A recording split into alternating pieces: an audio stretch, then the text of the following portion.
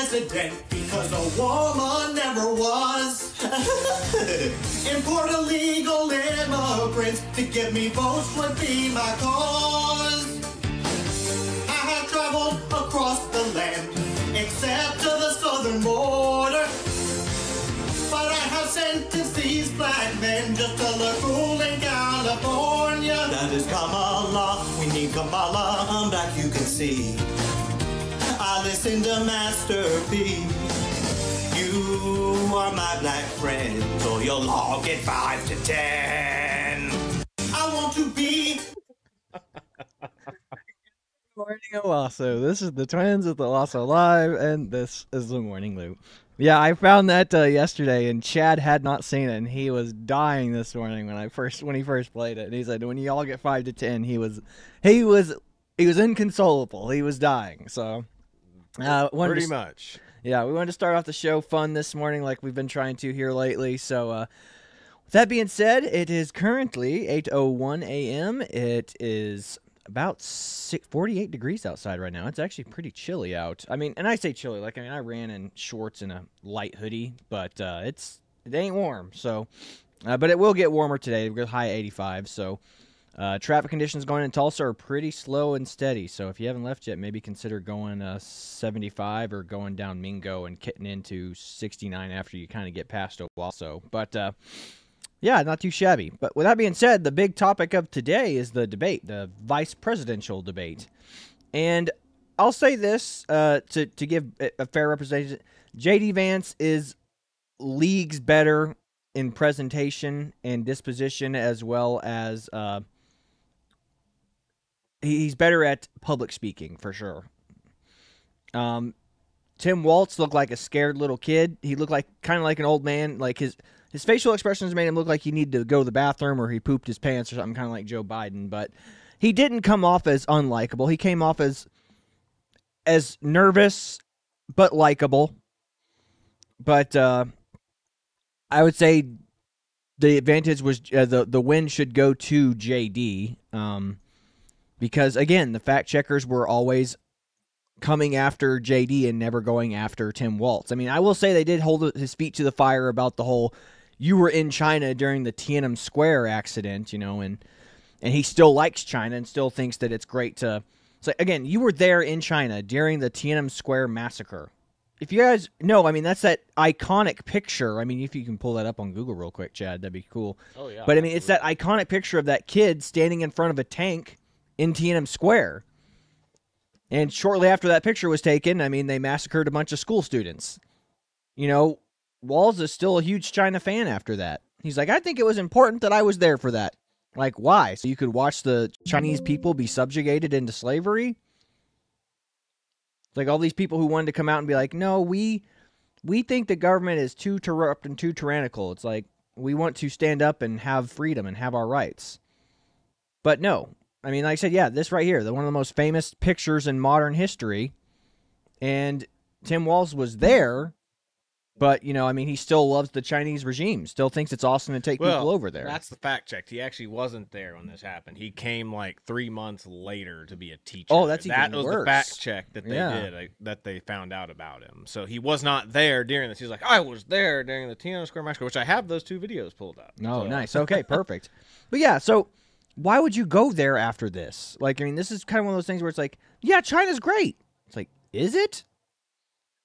I mean, again, if you ever, there's a joke, if you ever get spam mail from China, send this picture back in the replies to that email. Whoever's spamming you will immediately get their IP address removed from the internet because this is an instant ban in China, this picture. You're not allowed. They're not allowed to have this picture circulated in media in China. So yeah, again, so Tim Walz went there shortly after this occurred, and he's like, "Yeah, China's awesome. I love it. It's great." Now again, I'm sure there are fine people in China giving Tim Walz his fair shake, not trying to strongman. I'm sure there are one of my friends went to China when he was in high school for a school trip, and he was like, yeah, the Chinese people, they were great. They were awesome. They were so nice, and I'm sure that's the case. There are great people in every society you'll go to, but there are also really bad people. The thing that we have to remember is Their government is bad. Their government is evil. And it takes zero accountability. And whenever people try to stand up for their rights, they go, nope, we're the People's Party, but, you know, you're also our slaves, too. So here's the video of him claiming he was there during the Tiananmen Square massacre. for it. Yeah, let's go for it. Young man, I was just going to teach high school in Fosan in Guangdong, and was in Hong Kong in May of '89. And as the events were unfolding, several of us went in, and I still remember the train station in Hong Kong. It was a large number, especially European, I think, very angry that we would still go after what had happened. But it was my belief at that time that the diplomacy was going to happen on many levels, certainly people to people, and the opportunity to be in a Chinese high school at that critical time seemed to me to be really important. And it was a very interesting summer, to say the least, because if you recall, as we moved in that summer and further on, and the news blackouts and things that went on, you certainly can't black out news from people if they want to get it. And I can still clearly remember the fall when the Berlin Wall fell. And then right here, as it shows, Tim was actually here. This is a photo of him in Nebraska during that time. So he was not there during the massacre. He was there like maybe 3 months later, if I remember right. So that's it. Sad. Then I've got, As a young man, I was... the follow-up to that. I just need to find it real quick. I've got so many of these pulled up. Yeah. So many of them. We'll just roll through all these videos today as quick as we can. Yeah. There's a lot of great debate moments on here. That's the economy. Where is the one about him? Here he is. The Tim Walz about the you weren't actually there. Perfect. Roll it. Can you explain the discrepancy? All I said on this is I got there that summer and misspoke on this. So I will just, that's what I've said. So I was in Hong Kong and China during the democracy protests, went in. And from that, I learned a lot of what needed to be in governance. Thank you, Governor. Wow. The question was, can you explain the discrepancy? All I said on... And that's just repeating now, but yeah. Well, again, you know, they let him get off that scot-free. They would have pressed, you know, they pressed J.D. on the whole, like, oh, Trump caused an insurrection. Trump caused an insurrection. It's like, oh, my God. But, yeah, no, they won't press him on that. They're like, this is the question we want to ask you. It's like, okay, and then he gives a non-answer, and that's okay. And, again, he seems to misspeak a lot. Like, I mean, remember, he was carrying weapons of war in combat zones in Italy. He was the sergeant major. Like I said, he was the acting sergeant major, not an actual sergeant major. Like I said, in the Guard, there is a lot of positions that are unfilled. Like, I know lieutenants who are acting company commanders because there's no captain at that company. So, it's just kind of how it is. You fill slots that are available in the Guard, but you are not that rank. So, he was, a first sergeant who was the acting sergeant major because there was a slot available and somebody had to do the job. So he was in a position of a sergeant major. He was the acting sergeant major, but he was not the rank of that sergeant major. Correct. And then again, I was in a combat zone. No, you weren't, bro. And then you stopped. You didn't go on deployment with your guys. You got out of the military to pursue your political career. 100%. So I'm not faulting him for that. He's had a long military service in the Guard. That's fine. But don't pretend, you know, those misspeaks sure do paint yourself in the most favorable light.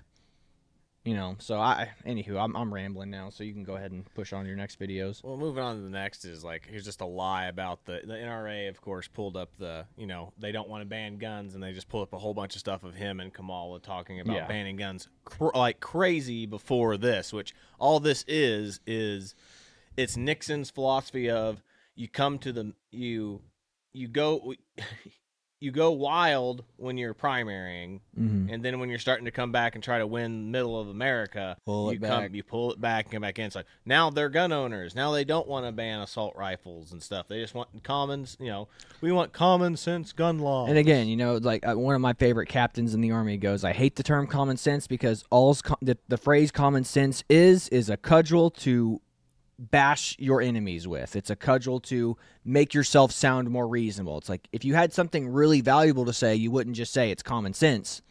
You would say something along the lines of what your point is, and that point would have meaning to it. Mm-hmm. You won't just go, well, it's common sense that kids shouldn't play video games all day. It's like, wow, what a profound point you just made there. It's common sense kids shouldn't go and shoot up a school.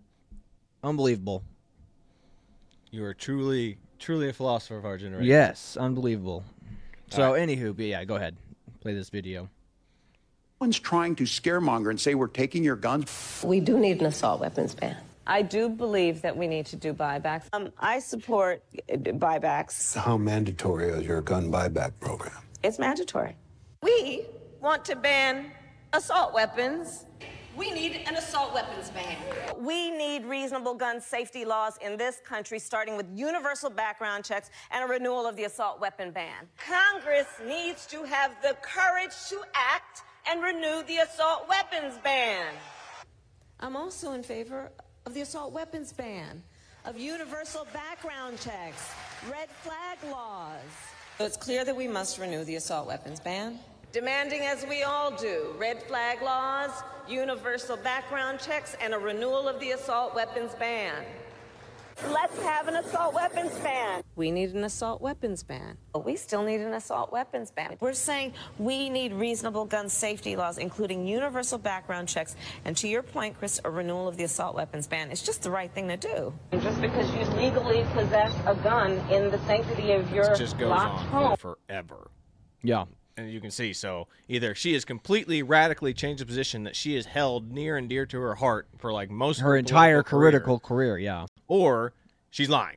And yeah. She's just going to say that she's not going to ban it to get people who are kind of on the fence about Donald Trump that are more conservative leaning or more centrist leaning to be like, oh, well, she doesn't want to ban guns. And then vote for her, gets in office, boom, assault weapons ban. Which assault weapon, any weapon is an assault weapon. If you use it to attack somebody, it's an assault weapon. Yeah, that's why the term assault actually has no meaning. Like, it has zero meaning. Like, what is an assault weapon? Define assault weapon. Like, and that's the problem. They can't. And they keep the terms, again, Democrats always keep the terms as vague as possible so they can just throw the biggest net and biggest umbrella over as many guns as possible. Again, it's a lot like having the right to drive a car. Owning a gun's like having the right to own a car. Every time you get in your car, you have the potential of being caught up in a wreck.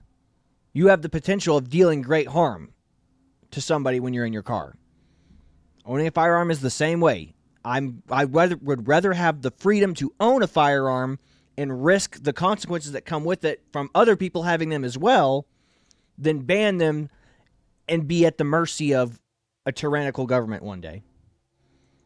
Or not even a tyrannical government. Like, I don't have a weapon to defend myself anymore. Criminals don't care about gun laws, so they're just going to break into your house and be like, guess what? And again, we're already at the point in our society where, I mean, remember in Canada, they were like, don't forget to leave your keys close to your door so when criminals break in, they can just grab your keys. And I said, and as I said in that same video, it's like pretty soon they'll be saying, well, sexual assaulters only want to have some fun time with your wife. Hold her down so she doesn't struggle as much and help the criminal get his rocks off, and then he won't hurt either of you.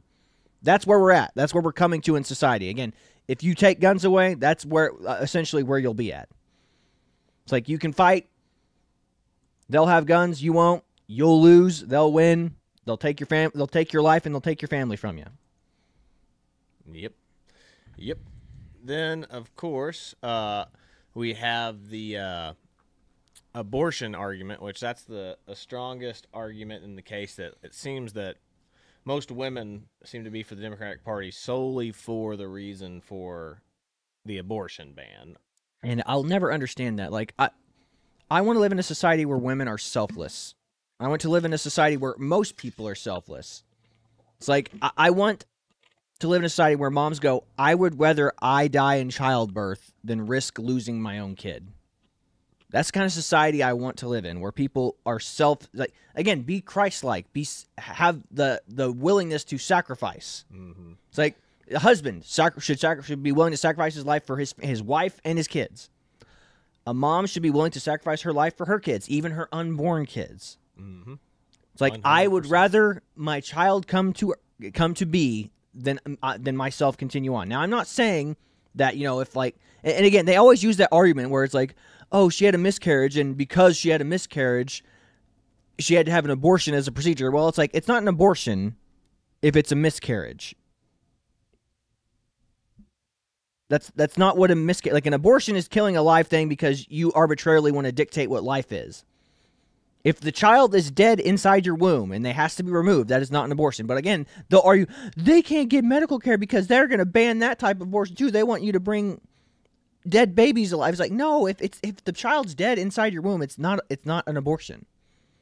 So, but again, they'll try to be like, well, no child. And again, that's why they use all these terms like, well, the child's not really alive until it's born. It's like, get wrecked, okay? Mm-hmm. It has its own DNA. It has its own, it feels pain. Like, it knows that it's being hurt. Yes. But getting to where we're at here, Tim Walz repeats the Amber Thurman lie. She died from an abortion, medical complications, and medical negligence. Her death had nothing to do with any kind of abortion laws, which I actually know the story behind this. She took an abortion pill, and she had a bad reaction to the abortion pill, or to the whatever Plan B, whatever type of pill So you're saying the pill that's designed to murder a child inside of a womb had adverse effects to the mother that took it? I mean, if this thing is designed to kill something inside a woman, something that's alive inside of you, why wouldn't you? I mean, you're taking a poison pill. Of course it's going to have adverse effects on you. Yeah.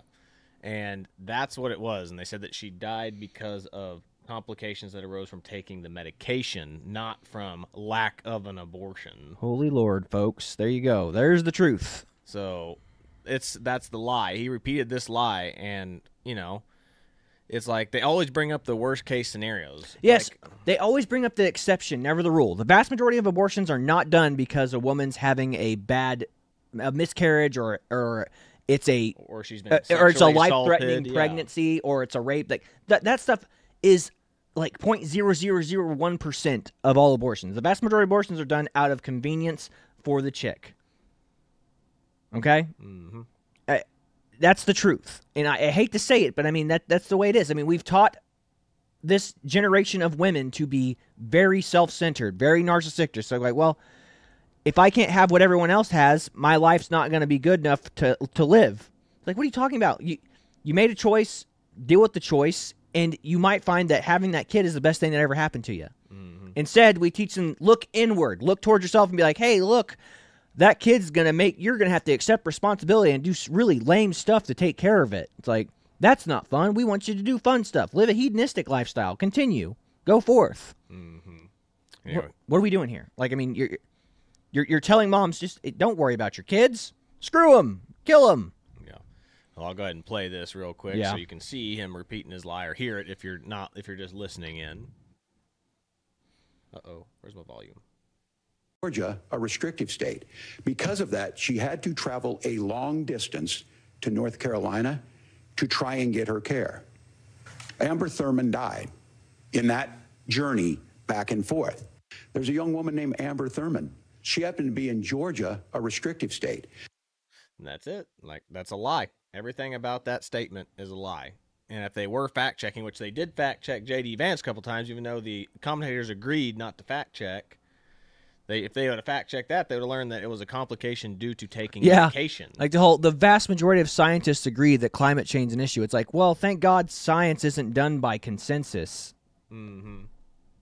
And again, the vast majority of scientists that have agreed to that consensus aren't even like climate scientists. It's like they're scientists that have their degrees in like anthropology. It's like, I'm an anthropologist and I work at a museum, but I believe that climate change is real. It's like, what do you bring to the field? Absolutely nothing. That's like me saying, I believe in climate change. Like, well, you're just some country bumpkin. What the hell do we care what you think? Exactly. Exactly. Mm-hmm. Well, here's this next one, and this one's talking about the true threat to democracy, whereas Democrats keep saying it's Donald Trump and his supporters for the January 6th event, in which he repeats a whole bunch of lies, saying a bunch of officers died. He straight up said a bunch of officers died. No officers died on January 6th. One officer died due to like a heart condition like 2 days later. Unrelated to the events of January 6th. The only person who died on January 6th was Ashley Babbitt, an Air Force veteran who was trying to get into the Capitol building. She was shot by one of Nancy Pelosi's or Chuck Schumer's security detail. Yeah, it was Secret Service. It was some sort of Secret Service, but yes, they were shot. She was shot. And he's not been held accountable for his actions. Yep. Air Force veteran dead. No police officers were killed. They might have been in some small scuffles, but no police officers were killed. That is a lie. That is a fact check false. Yep. Well, we'll go ahead and play this then so we can see J.D. Vance's take on this, which was a great take. I said J.D. Vance is like the ultimate politician. It would not surprise me to see J.D. Vance running for president. What do you expect? Former Marine, went to law school at Yale. Like, what do you expect? He's going to be well-educated, well-versed, and well-spoken. Absolutely. Here we go. Have a threat to democracy in this country, but unfortunately, it's not the threat to democracy that Kamala Harris and Tim Walz want to talk about. It is the threat of censorship. It's Americans casting aside lifelong friendships because of disagreements over politics. It's big technology companies silencing their fellow citizens. And it's Kamala Harris saying that rather than debate and persuade her fellow Americans, she'd like to censor people who engage in misinformation. I think that is a much bigger threat to democracy than anything that we've seen in this country in the last 4 years, in the last 40 years. Now, I'm really proud, especially given that I was raised by two lifelong blue-collar Democrats, to have the endorsement of Bobby Kennedy Jr. and Tulsi Gabbard, lifelong leaders in the Democratic coalition. And of course, they don't agree with me and Donald Trump on every issue. We don't have to agree on every issue, but we're united behind a basic American First Amendment principle that we ought to debate our differences. We ought to argue about them. We ought to try to persuade our fellow Americans. Kamala Harris is engaged in censorship at an industrial scale. She did it during COVID. She's done it over a number of other issues. And that, to me, is a much bigger threat to democracy than what Donald Trump said when he said that protesters should peacefully protest on January the 6th. I believe that we actually do have and that is the best take that you could honestly come away. Whereas two things. One, his endorsements, Donald Trump's and J.D. Vance's endorsements, RFK Jr., Tulsi Gabbard. Two lifelong Democrats who have been some of the best Democrats, I think, to probably come from the party. I'm not that big of a fan of RFK because I think he's more of like he'll say whatever he can to get into office and do whatever. But that's two lifelong Democrats that switched to supporting Donald Trump. And then who does Kamala Harris have? She has Taylor Swift, who's terrible at making choices with men, so can't trust her decision-making. Oprah, who's a billionaire. Out-of-touch billionaire. And then we've got Dick Cheney. Wow. Yeah, remember, Dick Cheney was the great evil during the Bush era. I mean, he was the puppet master. So again, I don't think Dick Cheney's politics have changed. I think his values more align with the Democratic parties now because they're pro-war, pro-censorship. I mean, again, remember, Dick Cheney made a lot of deals with a lot of his friends during the Iraq War, and he gave them a lot of government contracts. Do you think those friendships have ended? Do you think that if we go to war again, Dick Cheney's not going to benefit financially from another war? So if Dick Cheney's on your team and you're a Democrat, you might want to reevaluate why you're supporting that party. Yep. Then this next one here is, of course, him bringing up the economy. You can't talk about America without bringing up the economy right now. And I'll go ahead and play this then. You notice what Governor Walz just did is he said, first of all, Donald Trump has to listen to the experts. And then when he acknowledged that the experts screwed up, he said, well, Donald Trump didn't do nearly as good of a job as the statistics show that he did. So what Tim Walz is doing, and I honestly, Tim, I think you got a tough job here because you've got to play whack-a-mole. You've got to pretend that Donald Trump didn't deliver rising take-home pay, which of course he did. You've got to pretend that Donald Trump didn't deliver lower inflation, which of course he did, and then you simultaneously got to defend Kamala Harris's atrocious economic record, which has made gas, groceries, and housing unaffordable for American citizens. I was raised by a woman who would sometimes go into medical debt so that she could put food on the table in our household. I know what it's like to not be able to afford the things that you need to afford. We can do so much better. To all of you watching, we can get back to an America that's affordable again. We just got to get back to common sense economic principles. If you know, that was one of the best rebuttals right there that I'd ever seen. And they always come back to, especially the Democrats, always come back to trust the experts, trust the experts. Well, what if the experts are wrong, as we've learned with COVID and as we're learning with the economy now? Or what if the financial experts can be bought off? Exactly. What if they can be paid to endorse a certain economic plan? It's like, hey, you're a really good economist that probably doesn't make a whole lot of money. How would you like us to make your life very comfortable, put you on the board of directors somewhere? All you got to do is give us a thumbs up on this economic policy. Remember, people are corruptible. Again, a scientist is just as corruptible as a politician. That's when they say 99.9% of scientists agree that that climate change is a big problem in the next couple of years. It's like, okay, you're saying those scientists can't not be bought and paid for, and I said, you're telling me the scientists that study this stuff, their financial welfare, essentially, doesn't benefit from them attempting to prove that this exists and is a real problem? Mm-hmm.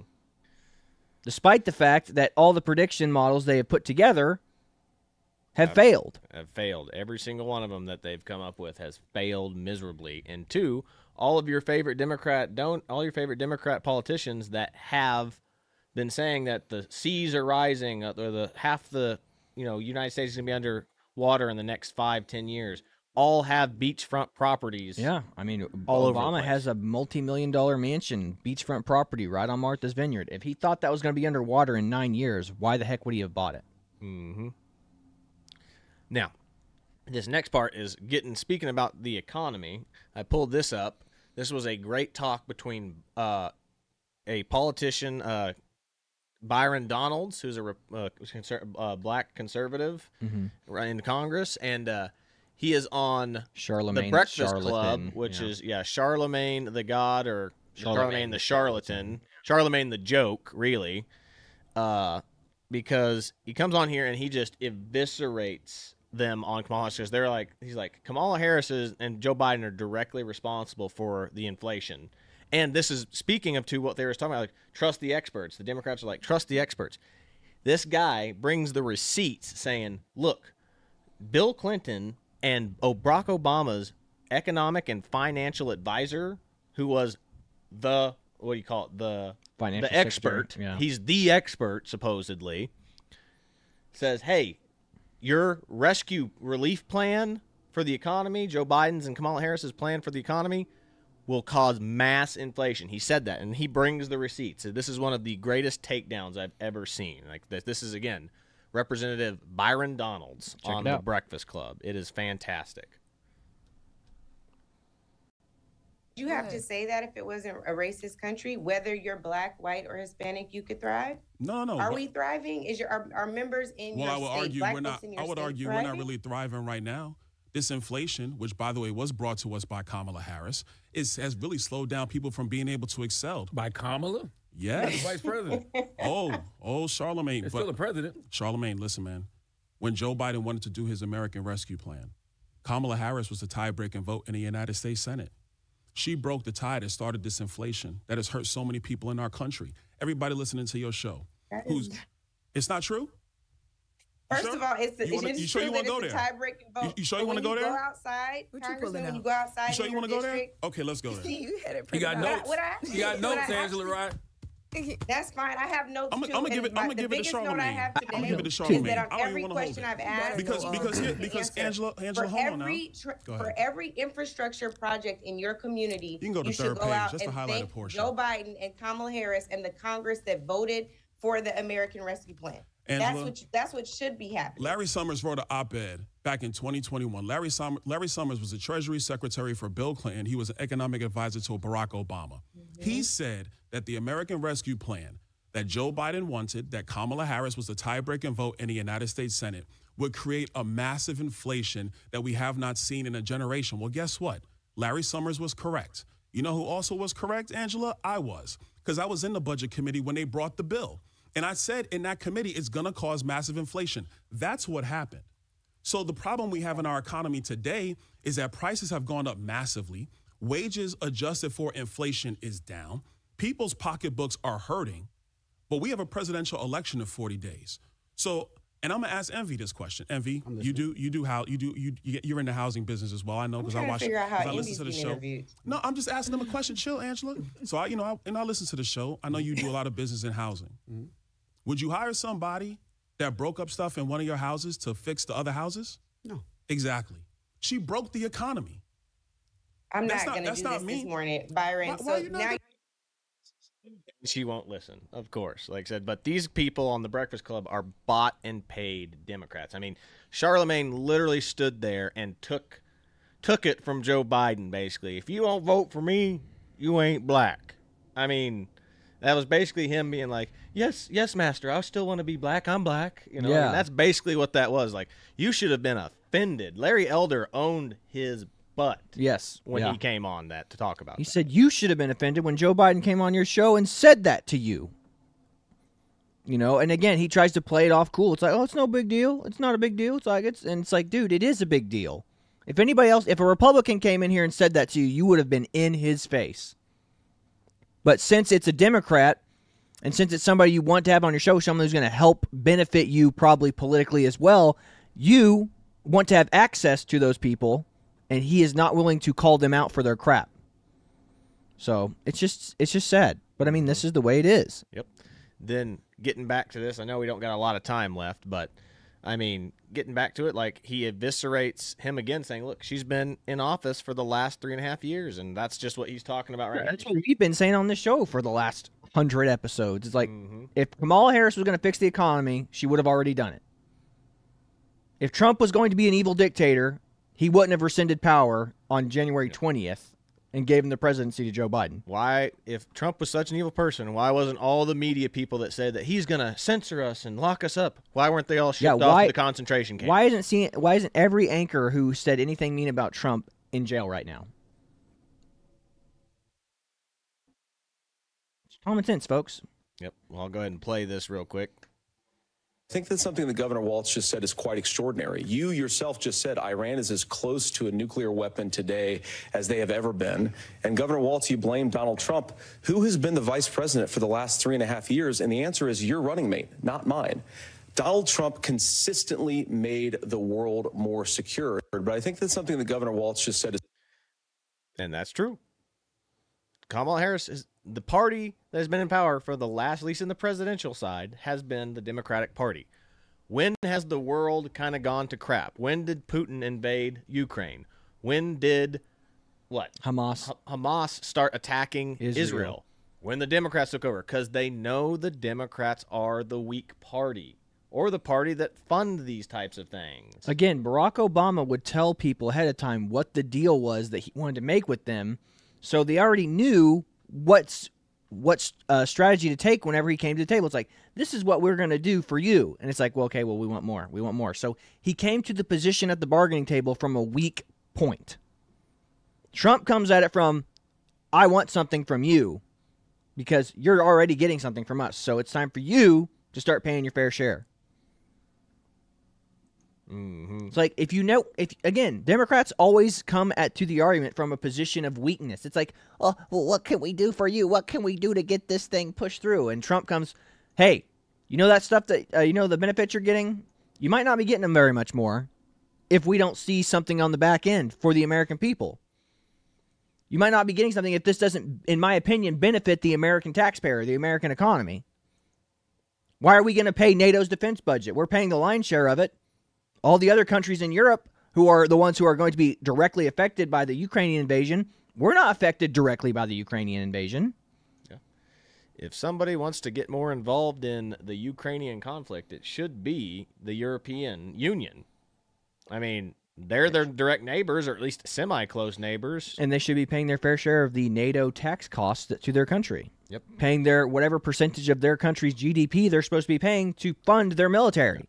Yeah. And there's a reason why they're like, America, come help us. It's like, because they know that they've been focusing on social welfare programs and benefits to their own country is where we've been funding their militaries. Remember, that was the whole reason. Like I said, part of the reason why Trump wanted to pull out of the NATO alliance, was because Angela Merkel, the prime minister of Germany, literally made an oil deal with Russia, who they've been said, oh, we're kind of uneasy relationship with Russia, but they just literally just made a oil deal with Russia, and Trump's like, whoa, you're not even paying your dues to NATO, and you're making oil deals with Russia instead of us, your allies. What is this? Yeah.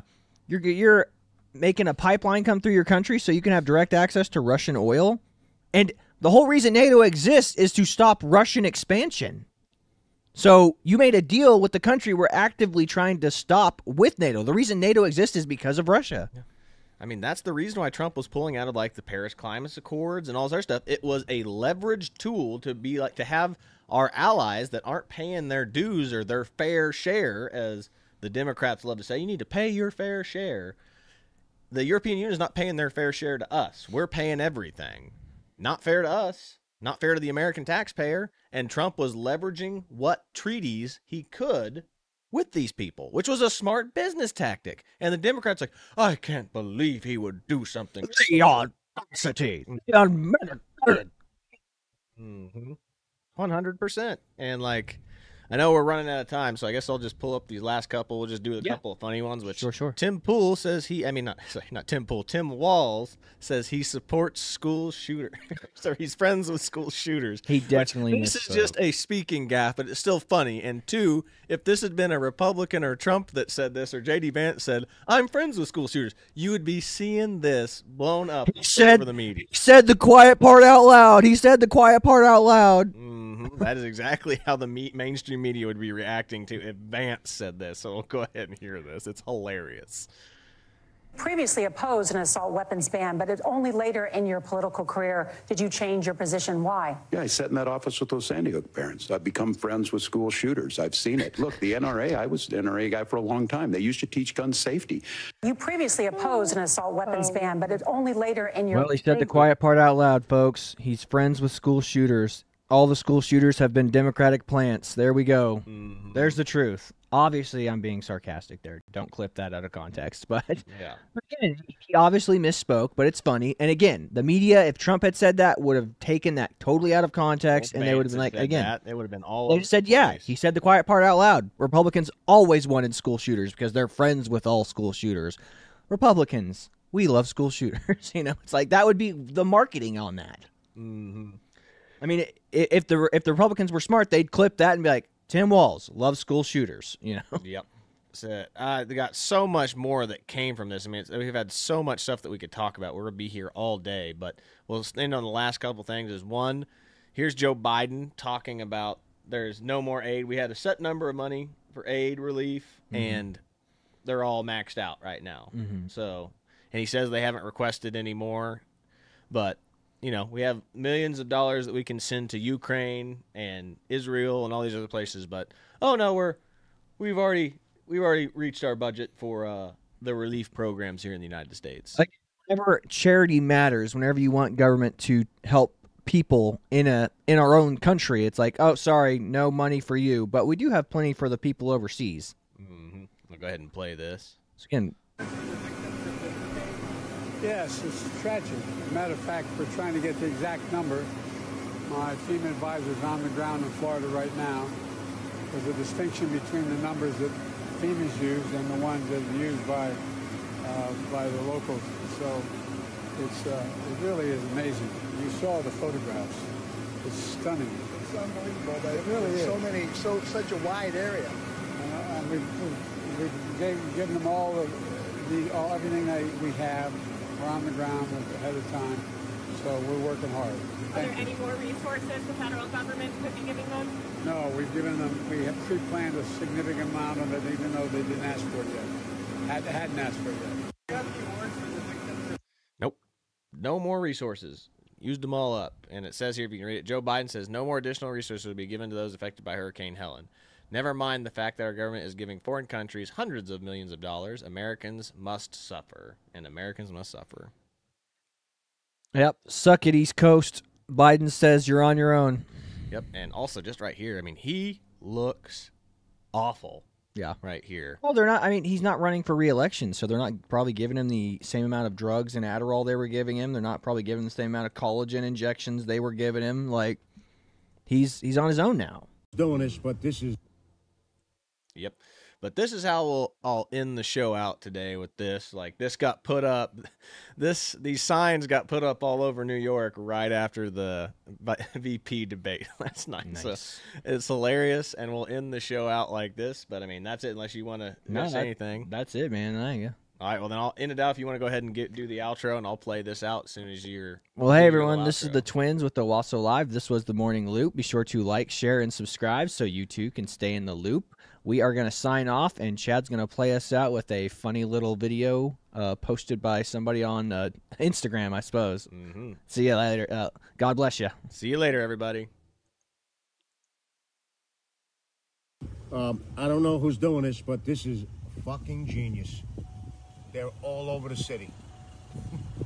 Now that is clever. I don't know who's doing it, but it's fucking genius.